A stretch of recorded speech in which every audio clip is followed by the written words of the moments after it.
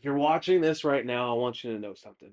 You're not crazy, and you're not a bad parent, and your child is not broken. But I'm guessing that you've started to wonder because you've done everything right. You've done OT and speech therapy, you've done the elimination diets, the gut protocols, the supplement stacks that cost you hundreds, if not thousands of dollars a month. And you've sat in waiting rooms for specialists that's handed you a diagnosis and a prescription and sent you on home feeling more lost and having more questions and more confused than when you walked in.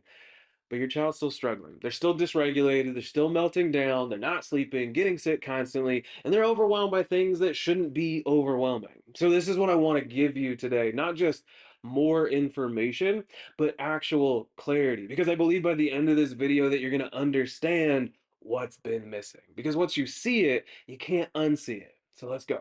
So the question is like, what is nervous system dysregulation really? So let's start with the foundation. Because when we talk about a dysregulated nervous system, we're talking about a specific breakdown within the autonomic nervous system, which is the system that runs every involuntary function within your child's body. Their heart rate, their breathing, their digestion, their immune responses, their sleep, their emotional regulation, all of it. You see, the autonomic nervous system has two branches. Now, you've probably heard me use this analogy before, but I want to go a little bit deeper on it today.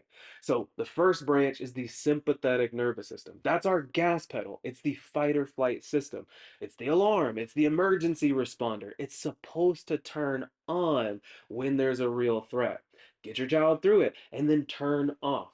The second branch is the parasympathetic nervous system. That's the brake pedal, the rest, digest, heal, grow, regulate, and learn side. This is the mode that your child needs to be in the vast majority of the time for the brain to develop, for the body to heal, and for the nervous system to actually regulate. Now, in a healthy and well functioning child, these two systems work like a perfectly tuned engine. Gas when you need it, brake when you don't. But for so many kids today, like the kids that we see in our office every single week, gas pedal is stuck to the floor and the brake pedal is barely working. Now, that's nervous system dysregulation at its core. It's not a personality trait and it's not bad parenting. It's a neurophysiological state that the body gets locked into and will not resolve on its own without addressing the root cause first. And this is why it happens. It's what we talk about with the perfect storm. The question parents ask me so often is, how does a child's nervous system get stuck like this? So let's walk through what we call the perfect storm. There's three layers of stress that stack on top of each other and overwhelm a developing nervous system before a child has the tools to handle it. The first layer is prenatal stress. So when a mom experiences chronic stress during pregnancy, anxiety, trauma, relational stress, work stress, health challenges, her body releases elevated levels of cortisol. Cortisol crosses the placenta, and the developing baby literally marinates in that stress chemistry during the most critical neurological window of their entire life. And this is not blame by any means, because most moms have no idea, but it matters. And it's the first layer of this neurological storm. Now, layer two is going to be birth trauma. And I want to be really careful here because I'm not talking about dramatic emergency deliveries only. I'm talking about the intense mechanical forces that happen in almost every single birth, the twisting, the compression, the pressure on that tiny head, neck, and brainstem. And then we add in interventions like forceps and vacuums, Pitocin inductions and epidurals, a C-section after a long labor, and those forces multiply significantly. And the result is misalignment in the neurological stress or interference, primarily within the upper neck and the brainstem, the most important real estate within the entire nervous system. And in most cases, nobody checks it. You see, the baby gets their APGAR score. They go home, and that interference quietly drives the colic, the reflux, the poor sleep, and the nursing difficulties. And then eventually everything downstream from that. Now, layer three is the ongoing environmental or chemical storm. This one is growing every single year. Today's kids are developing in a world their grandparents never encountered. Pesticides in the food and water, heavy metals within the environment, ultra processed food that's destroying our microbiome day in and day out. Not to mention the chronic antibiotic overuse, screens overstimulating a nervous system that hasn't finished developing, an immune system that truly never gets a break. Every one of these stressors adds to the load. Every child has a capacity, a bucket, if you will. And when that bucket overflows, symptoms start to spill out. So the question never just what's in the bucket, it's whether we can increase the capacity and improve that drainage. So this is the real reason as to why nothing has worked. And this is really the part of the conversation that I think is the most important. And I want to honor the work that's already been done because the therapies, the supplements, the protocols, none of that stuff is wrong. But the problem, and this is what I see most often, is that it's in the incorrect order. So thinking about a house with a plumbing leak within the walls, you can mop the floor every single day, you can put towels down, you can run fans, you can repaint over water stains, and you might see some short-term improvement. But until you fix the leak, the water's going to keep coming. So the nervous system is the plumbing, and when it's chronically dysregulated, stuck in sympathetic overdrive, it undermines every other intervention that you're trying to stack on top. And this is what we see clinically over and over and over is that parents arrive with a supplement spreadsheet that would fill out a page, all kinds of testing and blood work and labs. Kids that have been OT or speech therapy for years and are making slow and inconsistent progress. Gut protocols that might have helped a little bit, but then plateaued. And then when we look at their nervous system, the data is pretty undeniable. The root system is compromised, or the foundation is cracked, if you will. And you cannot build a stable foundation on an unstable foundation. And conventional medicine sees dysregulation and reaches for medication to suppress those symptoms. Functional medicine sees dysregulation and addresses the gut, the diet, and the toxic load, which are all important pieces, don't get me wrong. But the nervous system is the master regulator of every system functional medicine is trying to support. The gut, the immune system, our hormones, our detox pathways, all of that's orchestrated by the nervous system. And so if that conductor is dysregulated, that orchestra is not going to play in tune no matter how good the individual musicians are. So this is what we actually measure. And this is what makes Haven Family Chiropractic so different. We don't guess and we don't go off of symptoms alone. You have to measure neurology. So we use technology in the office called the Insight scans. Now, these are three separate objective neurological measurements that give us a real-time picture of what's actually happening within your child's nervous system. So the first is what's called the neurothermal. It measures infrared heat patterns on either side of the spine. So when our nervous system, specifically the autonomic nervous system, is dysregulated, it creates asymmetrical heat patterns, which is the body's equivalent of like a warning light or a check engine light. Now it tells us what organ systems or regions of the body are being most affected by that dysregulation and where the nervous system has lost control.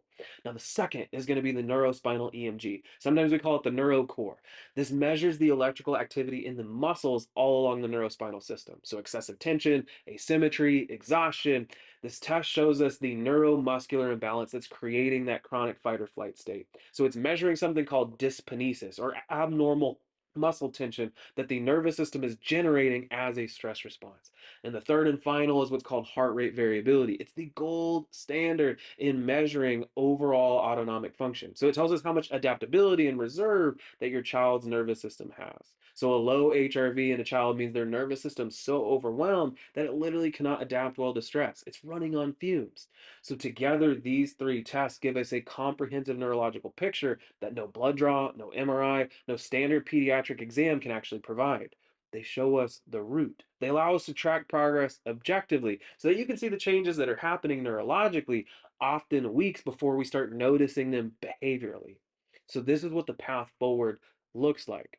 Because my parents ask all the time, what does it actually look like to restore a dysregulated nervous system? So, I want to walk you through this clearly and cleanly because the healing order matters. So, we start with neurologically focused chiropractic care, specifically the adjustments that are targeted to the areas that scans identify as most dysregulated. So this is not the same as standard chiropractic. They're gentle, specific, and designed to remove that neurological stress or the interference that's keeping the nervous system locked into fight or flight mode. And as that stress and tension and interference is removed, the nervous system starts to reorganize. And this is where the healing is incredibly predictable once we understand the sequence. So the first things that usually start shifting are the body level signs. So like sleep improving, digestion normalizing, getting sick a little less frequently. This is the parasympathetic system coming back online. The brake pedal starts working again. Oftentimes, next comes the sensory and some of the behavioral shifts. So, less reactivity, fewer meltdowns, better transitions, maybe even some reduced anxiety. The nervous system is no longer operating in constant threat mode, so the sensory thresholds drop from their elevated and overwhelmed state. And after that, we start seeing the brain based stuff. So, our focus improving, speech changing, emotional regulation starting to stabilize, and a lot of times cognitive function increasing as well. Now, this order is predictable because it follows neurodevelopment and neurophysiology. The body repairs from the inside out and from bottom up. You cannot short circuit or shortcut that sequence, but when you follow it, the results aren't random. They're real and they're measurable. And this is what I want you to hear. This doesn't replace everything else that you're doing, and it honestly makes everything else work better because when the foundation is solid, the OT gains start to hold, the gut protocol actually lands, the nutritional changes create lasting change instead of the temporary relief. So, this is what's called the multiplier effect because when you fix the foundation first, and everything else you've invested in starts to pay off. So, I want to close you with this because if your child has been struggling and you've been doing everything right and it's still not enough, please hear me when I say this. There is a reason, and it's not just random, and it's not just how they are, and it's not too late because our nervous system has an incredible capacity to heal and reorganize when that stress and interference is removed. Now, watch kids who couldn't sleep through the night sleep deeply within the first couple of weeks of care. Kids that can't handle transitions moving through their day with flexibility. Kids that were so sensory overloaded that they couldn't function in school without headphones are now thriving. Now, that stuff is real. This is what we do at Haven Family Chiropractic every single day. So, if you want to find out what's actually happening within your child's nervous system, come in for your consultation. We got to do the neurological insight scans, and then we'll show you the data. We'll explain what it means, and then we build a clear path forward together. So check the link within our bio or DM our office the word scans, and let's get started because every kid counts, and your child deserves the foundation.